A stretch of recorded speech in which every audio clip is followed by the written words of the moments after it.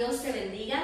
Gracias por acompañarnos en esta jornada de discipulado que llevaremos a cabo durante varias semanas en nuestro curso Cimientos. Si vamos a hablar de discipulado, lo primero que tenemos que hacer es ir al modelo original, o sea, al modelo de Jesús. Él invirtió 3 años de su ministerio formando 12 discípulos y viviendo con ellos día a día de manera intencional. Dedicó esfuerzo, tiempo y trató de verter en ellos la mayor cantidad de enseñanzas posibles. Hubo un momento en que Jesús les dijo: me queda aún mucho más que quisiera decirles, pero en este momento ustedes no pueden soportarlo. Evidentemente había mucho más que Jesús quería enseñarles, pero era demasiado para los discípulos. Nuestro Salvador aprovechó al máximo cada momento para instruirles y para desafiarles a través de experiencias de vida tanto prácticas como de experiencias de fe. Si recuerdas cuando estaban en el barco de Simón Pedro para hacer el llamado que les hace, puedes verlo allí en el Evangelio de Mateo capítulo 4 verso 19. Jesús les dice: vengan, síganme y yo les enseñaré cómo pescar personas.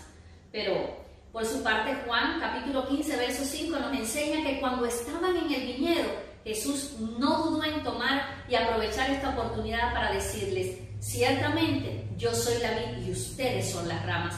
Los que permanecen en mí y yo en ellos producirán mucho fruto, porque separados de mí no pueden hacer nada. Jesús también los confrontaba con preguntas que provocaban respuestas de fe. Cuando está el pasaje de Mateo 16, versículos del 3 al 16, lo pueden leer allí en casa. Cuando vienen los discípulos y están hablando, que algunos decían y ellos querían saber quién era Jesús. Jesús les dice: ¿quién dice la gente que es el Hijo del Hombre? Bueno, contestaron, algunos dicen que eres Juan el Bautista, otros dicen que Elías, algunos dicen que Jeremías o algún otro profeta. Y Jesús entonces les pregunta y les desafía y les dice: ¿y ustedes quién dicen que soy? Y entonces es cuando Simón Pedro responde: tú eres el Mesías, tú eres el Cristo, el Hijo del Dios viviente. Por lo tanto, entendemos que el discipulado es un proceso, pero a la vez es relacional, es intencional y es de transformación, donde instruimos, acompañamos, confrontamos a otros para guiarlos en las enseñanzas de Jesús y a reproducirse en otros nuevos discípulos. Es relacional porque es la oportunidad de fortalecer la relación con otros. Escuché a alguien decir que si de veras quieres saber cómo es una persona, vive con ella durante una semana, porque es en la convivencia donde sacamos a relucir nuestro verdadero yo, lo que en realidad somos, y es con ese yo con el que Dios quiere trabajar para moldear nuestro carácter. Quizás algunos de ustedes quieran ser mis seguidores, así dijo Jesús, pero les dijo algo más, les dijo: si ustedes de verdad quieren serlo, tienen que abandonar su manera egoísta de vivir, tienen que tomar su cruz cada día y tienen que seguirme. Lucas 9, 23 al 24 dice ese texto y dice algo más, dice: si tratas de aferrarte a la vida, la perderás, pero si entregas tu vida por mi causa, la salvarás. O sea, no podemos incidir en otros si primeramente no le hemos permitido a Dios que obre en nuestra vida. Decimos que el discipulado es intencional porque perseguimos un propósito. Jesús vio una capacidad en los discípulos que eligió aun cuando otros no lo veían. Y Él llevó a esos discípulos a situaciones extremas para liberar ese potencial. Los llamó a cada uno con la intención de delegar una responsabilidad en ellos. Hace unos años, el suegro de mi hijo Daniel, nuestro consuegro, nos regaló un libro que se llama Discipulado que transforma, el modelo de Jesús. El autor es Gregory Oden. Y este autor exhorta a los pastores a seguir el siguiente reto planteado por George Martin. Y él decía: quizás los pastores deberían imaginarse que solo van a estar 3 años más en sus iglesias como pastores y que no va a haber ningún pastor que les pueda sustituir. Su prioridad entonces sería seleccionar, motivar y formar a personas que pudieran continuar la misión de la iglesia. Los resultados de 3 años dedicados a esa prioridad serían realmente importantes.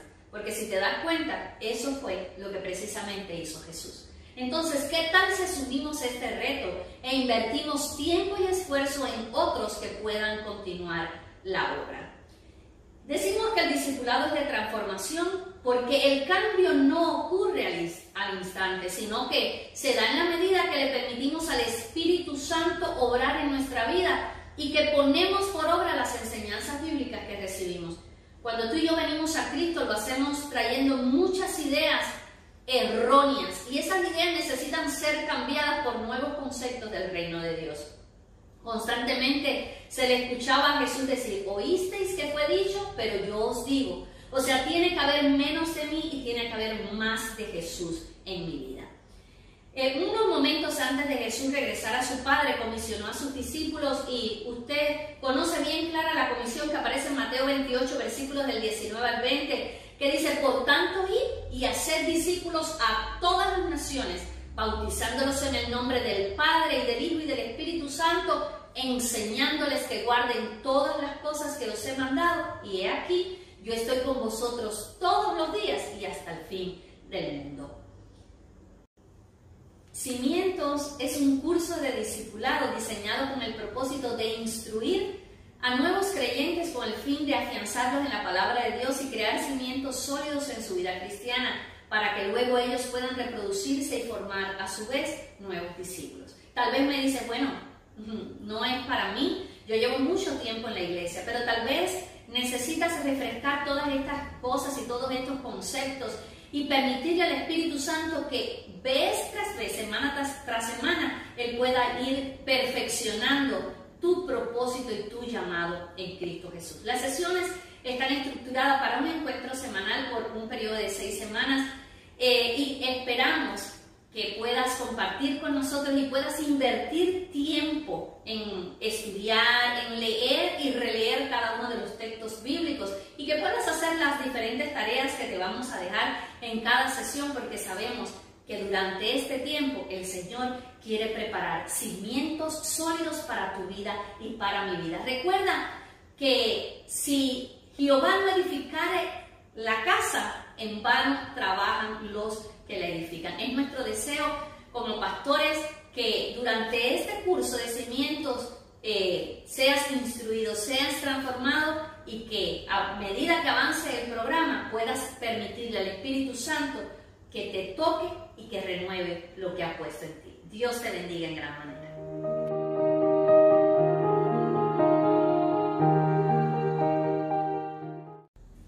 Muy buenos días, Dios me le bendiga mucho. Bienvenidos a esta sesión número 1 de nuestro curso Cimientos. Hoy estaremos hablando acerca del pecado y de sus consecuencias. Los objetivos para la siguiente sesión son: número 1, reconocer la condición pecadora del ser humano. Número 2, analizar cómo el pecado esclaviza y nos hace enemigos de Dios. Número 3, comprometernos a cambiar la condición interna de nuestra vida. Y número 4, experimentar el perdón de Dios en nuestro corazón. El texto bíblico base para esta sesión se encuentra en Juan capítulo 8, versículo 34. Es un versículo muy famoso donde Jesús les contestó: yo les aseguro que todo el que comete pecado es esclavo del pecado. El tema del pecado no es algo de lo que la gente prefiere hablar. Hoy se opta por usar el término "eso es malo", en lugar de decir "es pecado". El pecado no es un invento del hombre, es la consecuencia de sus actos y decisiones contrarias a la ley de Dios. La Biblia se encuentra más de 100 veces el concepto, la palabra pecado, ya sea en el Antiguo Testamento como en el Nuevo Testamento. Y algunas interrogantes acerca de esto son: ¿podrá el hombre hacer algo por sí mismo para librarse del pecado? ¿O qué consecuencias les traerá esta situación? O en tercer lugar, ¿en qué posición nos dejará el pecado ante Dios? No sé si se han percatado que tengo en mi mano, una caja de regalos. Imagino que algunos en casa sienten curiosidad por saber qué hay adentro de esta caja y para quién es. Bueno, pues mi esposa tampoco lo sabe y ella está aquí. Yo quiero invitarle a que ella venga un instante, por favor, y le voy a pedir que ella venga y me ayude. Amor, si tienes que tratar de descubrir qué hay en esta caja sin mirar el interior. ¿Está bien? ¿Ok? Ella está intentando descubrir qué hay dentro de la caja. A ver, ¿cómo lo puedes describir? ¿Una piedra? Bueno, es una piedra, por decir una piedra. ¿Preciosa? No, bueno, se puede sacar algo de ella, pero en realidad en este momento no es preciosa. Es que es áspero por alguna parte. A ver, tócala firmemente, ve a ver la superficie, cómo es la superficie. Es áspera, tiene partes, pues, como que se deshace. ¿Es un pedazo de madera? ¿No es un pedazo de madera? Ay, no sé. No sé, es que se deshace, no sé. Bueno, veremos Es un pedazo de carbón. Wow. Es un pedazo de carbón con el cual queremos, pues, transmitir una enseñanza. Si comparamos el pecado con esta caja de regalos, nos damos cuenta de que ambos son atractivos por fuera, muy bonitos, aparentemente inofensivos, pero en el momento en que nos acercamos, nos manchamos. Así mismo pasa con el pecado cuando nos acercamos a él. Por eso, tenemos que permanecer lejos del pecado para estar limpios delante de Dios. Si pudiéramos decir un concepto de pecado, se podría resumir en una frase: es fallar en el propósito de Dios para el hombre. La palabra griega que se utiliza en el Nuevo Testamento para designar al pecado es amartía, que significa errar al blanco, como cuando uno falla, está disparando y uno falla y no dio en el blanco, es dar en el lugar equivocado, es todo lo que va en contra de los mandamientos de Dios. Es estar falta de conformidad con la ley de Dios, ya sea por hecho, por disposición, por estado, es transgresión de la ley divina y algo que es contrario al carácter de Dios, es traspasar los límites que Dios ha puesto al hombre en su ley. Entonces analicemos en qué posición nos deja el pecado delante de Dios. Número 1, nos hace esclavos. Eso pueden encontrarlo en Romanos capítulo 6, versículo 16. ¿No se dan cuenta de que uno se convierte en esclavo de todo lo que decide obedecer? Uno puede ser esclavo del pecado, lo cual lleva a la muerte, o puede decidir obedecer a Dios, lo cual lleva a la vida eterna. Para entender lo que quería decir Pablo, tenemos que comprender primeramente el estatus de un siervo, el estatus de un esclavo, el estatus de una persona que está sometida. Cuando en la actualidad nos referimos a un empleado, nos imaginamos de inmediato una persona que ha convenido trabajar aportando una parte de su tiempo y actividad para recibir un salario. Durante el tiempo convenido, esta persona debe estar en servicio de su empleador y debe cumplir sus órdenes, pero cuando culmine ese tiempo contratado, es libre para hacer lo que quiera. Durante la jornada laboral, pertenece a su empleador o patrón, pero en el mismo tiempo libre se pertenece a sí mismo. Sin embargo, en el tiempo de Pablo, el estatus de un esclavo era completamente diferente, ya que no se pertenecía a sí mismo en ningún momento, en ningún horario del día. Todo el tiempo le pertenecía a su amo. Durante toda su vida era propiedad exclusiva de su amo. Teniendo en mente esa imagen, es que Pablo suele decir: hubo un tiempo cuando eras esclavo del pecado. El pecado era tu dueño absoluto. Entonces no podías hablar nada más que del pecado. Todos sabemos que hemos pecado. En Romanos capítulo 3, versículo 23, la Biblia dice: por cuanto todos pecaron y están destituidos de la gloria de Dios. Quiero decirte, querido amigo, nadie es perfecto. Todos hemos reconocido en algún momento esto. Sabemos que todas las personas han cometido diversos tipos de pecados durante toda nuestra vida. Esto nos obliga a reconocer que somos pecadores, pero no estamos conforme a eso. ¿Quisiéramos ser así? No. ¿Están ustedes contentos de sus pecados? ¿Pusiéramos propiciar un debate que confirme esto ahí en su hogar? Pero ¿cómo nos sentimos después de ofender? ¿Cómo nos sentimos después de agredir o maltratar a alguien producto de nuestra ira? Puedes preguntarte cómo nos sentimos cuando humillamos o perjudicamos a alguien por beneficiarnos nosotros mismos. Nos sentimos mal por estas cosas y muchos no quisiéramos ser así. Entonces podemos reaccionar de dos formas. Número 1, con sinceridad, lo cual nos lleva a luchar por cambiar y buscar ayuda. O lo contrario, engañándonos, tratando de ocultar esta realidad delante de las demás personas. Número 2, el pecado nos hace enemigos de Dios. El pecado nos lleva a ignorar o rechazar a la persona de Cristo. Examina el Salmo capítulo 14, versículo 1 y Filipenses capítulo 3, del versículo 18, versículo 19, y verás cómo Dios nos habla al respecto. Entonces el pecado nos lleva a preferir nuestra propia voluntad antes que la voluntad de Dios. Pablo llama a estas personas enemigos de la cruz.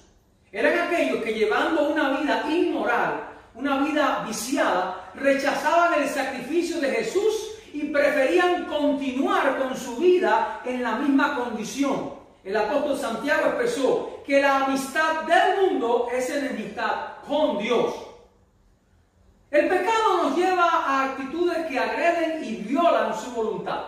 Puedes buscar en tu Biblia después Daniel capítulo 9, versículo 5 y Jeremías capítulo 2, versículo 19, para que veas lo que dice la palabra acerca de esto. Al estar esclavizados, respondemos a los intereses de nuestro patrón. Por eso violentamos la voluntad de Dios para nuestra vida. El pecado trastorna todo intento de justicia humana. En Isaías capítulo 64, versículos del 5 al 7, vas a encontrar lo que dice el profeta acerca de cómo estamos infectados por el pecado. El hombre no puede hacer nada para perdonar o justificar su pecado. El plan lo trazó Dios. Y puedes buscar luego en tu Biblia Juan capítulo 3, versículo 16 al 17 y Romanos capítulo 5, versículo número 8. Número 3. El pecado nos condena eternamente. Por si fuera poco, la maldad a la que una vez nos daña y nos aparta de Dios, nos asegura una eternidad en la peor de las condiciones. El mismo Jesús habló al respecto en Mateo capítulo 25, del versículo número 31 al versículo número 34, versículo 41, versículo 46. En Lucas, el capítulo 12, versículo 5. Es tan tenebrosa e indeseable esta vida que el propio Jesús la llamó infierno, lago de fuego y azufre, lugar donde crujen los dientes. Ahora quisiera invitarte a que recuerdes un evento en tu vida donde experimentaste una gran desesperación. ¿Cómo te sentiste? Ahora, además de eso, imagina que todas estas cosas a las que pudieras aferrarte para salir de este momento te faltan. Por ejemplo, los hijos, las familias, los amigos, la esperanza, el deseo de vivir. Y encima de esto, sepa que estará así eternamente. Y que habiendo tenido la oportunidad de escoger el bien, escogiste mal. Y por ello vivas una eternidad arrepintiéndote por lo que hiciste, remordido por tu decisión, desesperado de saber que estarás solo, angustiado, atormentado por siempre. Ese momento, aunque busques la muerte, ya no podrás hallarla. Es la eternidad que espera a aquellos que no reciben la bendición que viene del cielo. Como ves, nuestra vida y fin es muy triste sin Dios. Y aunque muchos digan no creerle o no creerle a Él, ese futuro llegará a menos que nos acerquemos a Él. En este estado o condición la Biblia llama muerte eterna o muerte segunda, y de este fin Dios nos quiere librar. Y puedes encontrar mucho más al respecto si lees Ezequiel capítulo 33 versículo 11 y Juan capítulo 3 versículo del 17 al 19. Número 4. No hay justo ni siquiera uno. La perspectiva wesleyana está enfocada en que la imagen restaurada de Dios en la vida del hombre lo refleja a Él en el mundo. Pero para ello lo primero que es exponer y depurar lo que está oculto en el interior del ser humano. Así que el juicio de no hay justo ni siquiera uno no es el fin de esta tarea al exponer y depurar, sino el comienzo. Pablo no usa esta afirmación con la intención de condenar, sino de abrir los ojos del hombre que dice yo soy bueno. Y para que se percate que a Dios no podemos impresionarlo por lo que hacemos, sino por la aceptación de su gracia redentora, la gracia que nos redime. Me gustaría que pudiéramos reflexionar en tu libreta de notas y hacer algunas preguntas. Número 1, ¿de qué manera el pecado nos esclaviza? Número 2, ¿podemos liberarnos de la esclavitud del pecado por nosotros mismos? Número 3, ¿cómo se manifiesta en mi vida la enemistad con Dios? Y número 4, ¿cuál es la condenación eterna para los que practican el pecado? A modo de conclusiones, podemos decir que el pecado que habita en nuestro interior produce terribles consecuencias, ya que nos domina y nos deja sumisos ante Él. Nos hace enemigos declarados de Dios y nos destruye totalmente y nos garantiza una eternidad infernal. Ahora, ¿cuál es nuestra decisión? ¿Persistiremos en el pecado o aceptaremos el perdón gratuito de Dios? Yo te invito a que allí donde estás puedas tener un momento de oración, de arrepentimiento, sabiendo que cuando nos acercamos a Dios y confesamos nuestro pecado, Él es fiel y justo para perdonar. Yo te invito a que puedas cerrar allí tus ojos, por favor. Padre Celestial, en esta hora, Señor, yo vengo delante de ti y te pido perdón por mi pecado. Yo te pido, Señor, que tú limpies mi vida, que tú, Señor, santifiques, Señor, todos mis pensamientos, mis sentimientos, todas mis acciones, tú las purifiques. Tu sangre, Señor, me limpie de todo pecado. Yo me arrepiento, Señor, de esto y recibo tu perdón. En el nombre de Jesús te pido que pongas mi nombre en el libro de la vida. Amén. Gloria sea el nombre del Señor. Quiero invitarte a que como tarea podamos leer allí Mateo capítulo 5, 21 hasta el capítulo 7, 14. Y respondamos dos preguntas y que podamos buscar algunos ejemplos para ello. Número 1. ¿Solamente pecamos contra Dios con nuestras acciones? Y la segunda, ¿de cuántos caminos nos habla la Biblia y cuál es el final de cada uno de ellos? Dios te bendiga abundantemente y de estas dos preguntas, de estas respuestas que usted va a traer, nos vamos a conectar con la sección número 2. Dios te bendiga mucho.